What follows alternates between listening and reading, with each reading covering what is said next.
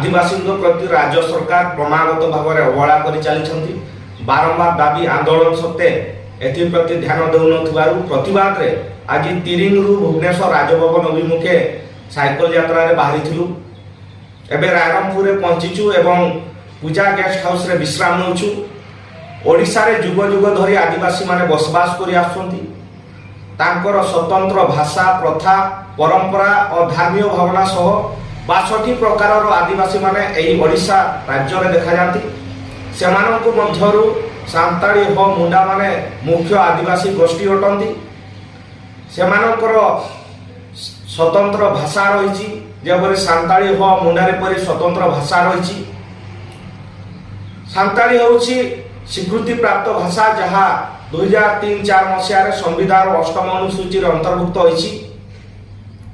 भारत सरकार को संस्कृति मंत्रालय अधीन रे थिबा साहित्य एकाडेमी द्वारा 2005 मसीह मान्यता लाभ करिछि। किंतु दुखर कथा ओडिशा सरकार आज पर्यंत सांताली भाषा को स्वीकृति प्रदान करि पारले नाही। अन्य पक्षरे हो मुंडारी भाषा अणस्वीकृति भाषा अटंती। किंतु सेमानकर मध्य सांताली परि स्वतंत्र भाषा एवं लिपि रही। सरकारଙ୍କର वैमानिक मनोभाव जो आज पर्यंत से भाषा गुड़िक विकास हो पारा ना।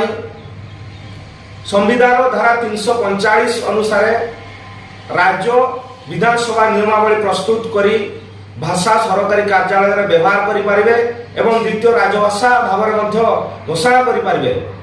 1954 मसीह सरकारी भाषा आईन तैयारी करी ओडिया को राजभाषार मान्यता प्रदान कर जाइछि। आसाम झारखंड त्रिपुरा गोवा राज्य गुड़िक एकाधिक भाषा राजभाषार मान्यता पाई। तेणु ओडिशा रे मध्य सांताली हो मुंडारी भाषा को द्वितीय राजभाषार मान्यता प्रदान करा जाऊ। द्वितीयतः आदिवासी मानकर पारंपरिक विचार व्यवस्था माझी पारगाना मानकी मुंडा पहाड़ी प्रधान इत्यादि को ओडिशा सरकार स्वीकृति देवा संगे संगे पारंपरिक मुख्य को स्वतंत्र भत्ता प्रदान करने आम दृढ़ दाबी करुँ। ए लड़े मोर नुह कि आपण मानकर नुह। ए लड़े होम समस्त ए लड़े हूँ आदिवासी मानकर भाषा और शिक्षार महासंग्राम। ए लड़े हूँ आदिवासी मानकर हक आ अधिकार लड़े। तेणु ए लड़े रे समस्ते आगे आसतु। समस्ते मिलमिशि ए भाषा शिक्षा और संस्कृति परंपरा आम मिलमिशि लड़िबा।